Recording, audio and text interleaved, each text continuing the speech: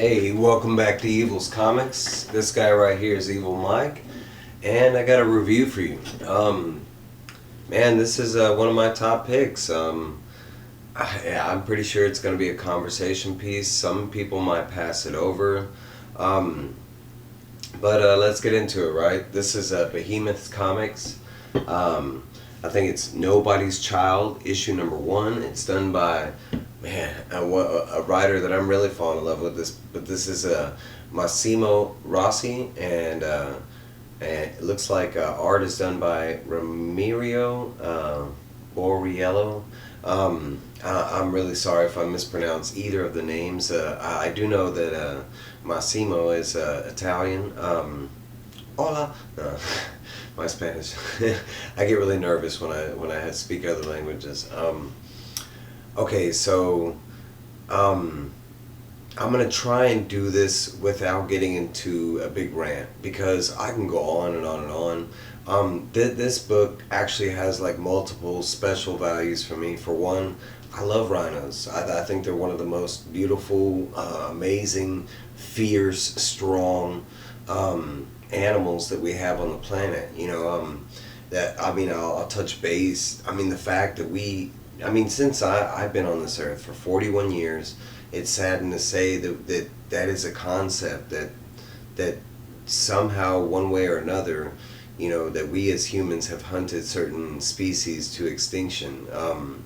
If you are not aware, we have, and numerous ones. Since I've been on this planet, there's been a couple animals that we used to have that we do not anymore, and some are sadly getting extremely close to being extinct as well. On the news the other day, I saw that Komodo dragons recently have been put on the endangered species list. We have a ton of amazing, creatures and animals and variations of life, and it's saddened to say that we humans are a part of, losing some of those amazing, things that are here on the planet with us, as neighbors, and the fact that it has become like a sport to hunt animals to that level of extinction is where I draw the line. I can get behind hunting for like food and such. I myself have hunted growing up. I was taught at an early age, and I have done so as an adult, but it was never for sport. It was always, I can't say it wasn't fun. There isn't skill involved, that there's a lot of skill, there's a lot of patience. There's a lot of beauty that goes into it when respected correctly, but I never did it for the sport. What I did kill, I would eat. But to me, I kind of lose it where we're mass producing, like for instance, going after the rhino for the specific horn and that kind of thing, or the skin, or the. It's not at that point. It's just, we see it as a material versus another living being. And I love rhinos, man. Okay, so, congrats on that alone, because it's gonna be. It's a conversation piece. As soon as I got done reading it, those were my thoughts going into it, all right, so. In a nutshell, we start out, and I hate using that term, but the story layout is set up in this world where it's a little bit in the future. It doesn't really say how far in the future, I don't think, but it's basically a little bit in the future, and it's set up nicely in the very beginning between like scientists and newscasters and interviewers. But it's basically saying that at one point, for some reason or other, a scientist took a horn from a rhinoceros and discovered that there was some kind of element within the horn that, basically cured any kind of illness known to man. Thus, starting this whole like craze on killing rhinos. I think it states like that it was the black rhinos that had the the cure, but eventually, I mean, I think by the time the story is taking place, the black rhinos have already, and they probably went like black, gray, and now we are where the story takes place, because in the story they even explained that we didn't just stop there, that it got to a certain point where we knew that where we were going to hunt the rhinos down to extinction level and past extinction, but they even tried to clone that element that they found, and were unsuccessful, and it caused some kind of genetic mutation in certain variations. They do kind of stress in the world that, of course, because of these limited, and he has a term for it. It's like rhinophobia or something like that. But basically, this rhino element that grants this immortality causes like many rifts in the world. Basically, it's like the world starts rioting because they can't get a hold of it as readily as they want to.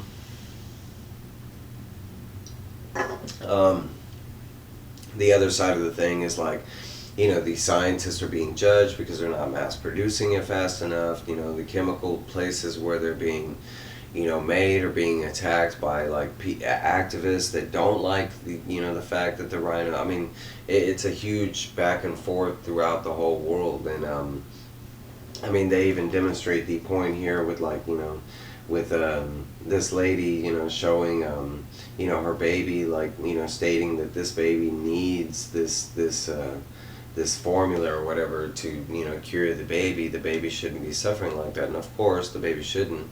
Then it gets to our main character, which is Sabine the rhino. He is companion with his this man with him, but the main character is the rhino. And as the story is set up, this is the last white rhino on the earth. I'm not positive if guaranteed it's stated that all the black rhinos and the other rhinos were out, were completely wiped out, and this is just the last rhino ever. But it does state that it's the last white rhino. And even later on in the story, he does state that his male companion even states that the rhino has a skin condition or something like that. Like really, he's another kind of rhino, and he just appears to be white. But he just states that he is going to protect this rhino at all costs, and that's his mission, no matter what. Very on in the comic, we catch up with him, and he is just on his journey, and we are in his thoughts, and in his statement to you as the reader, us as viewing this comic, and to the world in general, that's his. He's going to protect this rhino regardless of what happens to his life. That the rhino is that important to him that we should have never done this thing. And basically, he's just been hiding and kind of moving around, trying to keep the rhino safe. Now, again, this is a rhino we're talking about. But the rhino has formed some form of companionship with him. We do get to this scene right here where we get we find out they're game wardens set up for this area in Africa. And they just kind of stumble on this place, and he is traveling, him and Sabine are traveling, trying to get to their little hideout, and they have multiple places, it's kind of stated. But the game wardens instantly, see the rhino, and of course that's what everybody is after, because in this world I don't even think it's hunters anymore. I think that lady with the baby, if she would have found this rhino, she'd be trying to kill it as well. And even though I think the element was only found in the rhino's horn, if I'm not mistaken, and it is shown that this rhino does not have any horns, so there should be no reason to kill it, right? But that's not how humans work. So we do get this scene right here with Sabine's hero. We're gonna call him that for now. And he is just basically trying to ward these guys off, like, hey, I mean, this isn't the rhino you're looking for. He even tries to give him all the money he's got. He even tries to threaten him in a non-threatening way. He never gets violent or anything. It's using words, but hey guys, you might not want to do this, and if you do, it could go wrong. I mean, but he tries numerous different, ways to get around this situation, and these guys just, they want the rhino. And not only that, but even after it has been explained that this rhino has a skin condition and it's not the rhino that they're looking for, they still want to take it in for examining reasons, regardless. It's kind of what their boss told them to do, and they're just following orders kind of thing. So our hero jumps into action, and he quickly starts plowing these guys. He quickly takes out the one that tries to get into the vehicle. He takes out another that is right outside the truck door, and then after that, the other two kind of skimper and scamper away. Another one I know, he flees. He kind of goes to the other side of the truck, and he pulls out his dead friend. At this time, Sabine hears the gunshots, and like a natural animal, freaks out and starts to run. The hero, his friend, it kind of just stops while the other two guys are panicking around, and he is more worried about Sabine than his own safety. I mean, even though they have guns and everything, he stops what he's doing, and he runs over to confront, to comfort Sabine because of the gunshots. They eventually, during him running over to the comfort Sabine, the other two guys just took the opportunity and took the hell, went ahead and took off. So we do catch up with like a city that is kind of nearby, and it looks like this is where the boss to the game wardens is situated, and they kind of show that it is a low down type of place.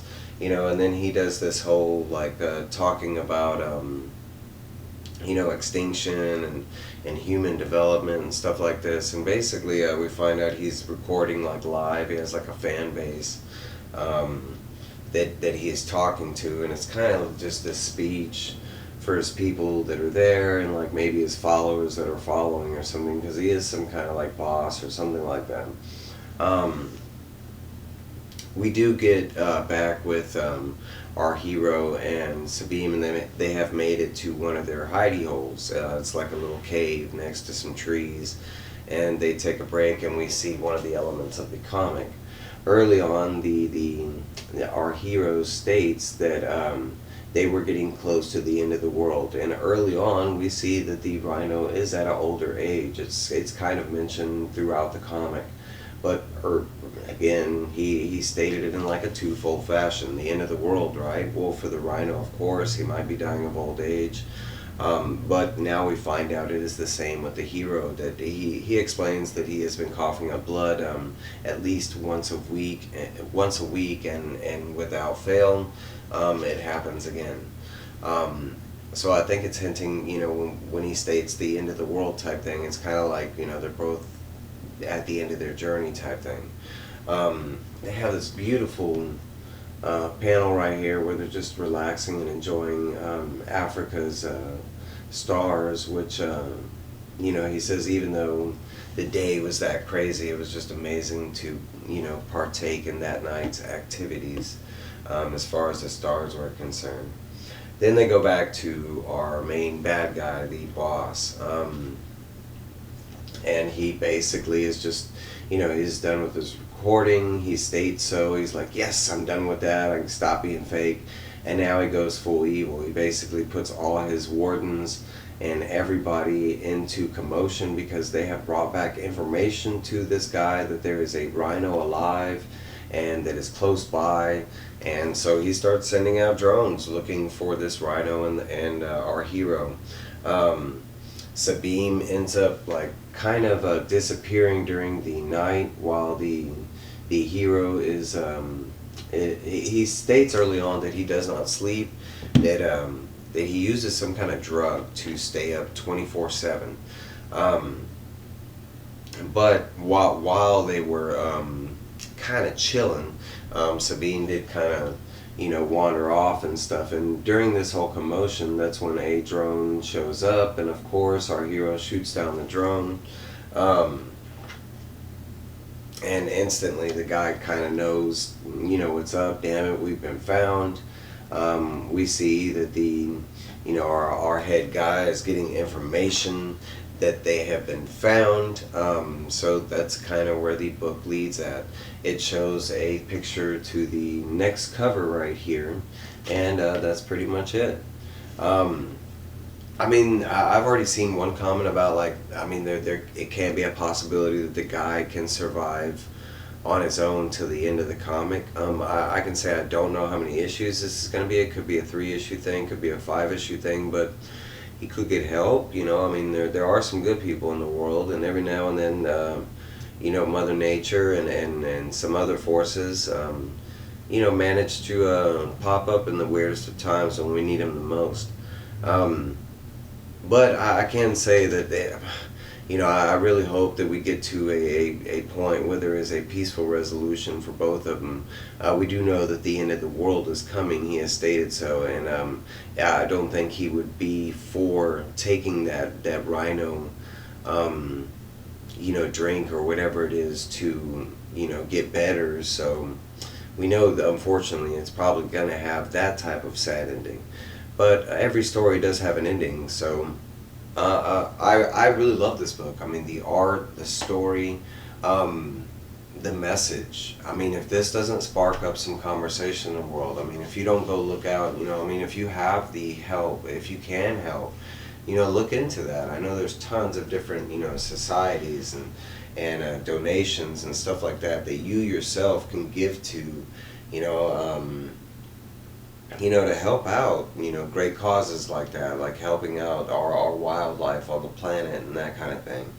I honestly, it's one of the stains on humanity, that, certain species like the bison or rhinos, or that we've just hunted them for fun or for other reasons, or I don't know, it's crazy. This is my video, my review. I can't say enough, man. I know it seems like I'm down, but I really love this book, man. The art, the story, the pacing, my ideas, where the book is going to go, where I hope some of the comments will go. But man, check this book out. It was a really great read. Of course, I never spoil exactly everything in there.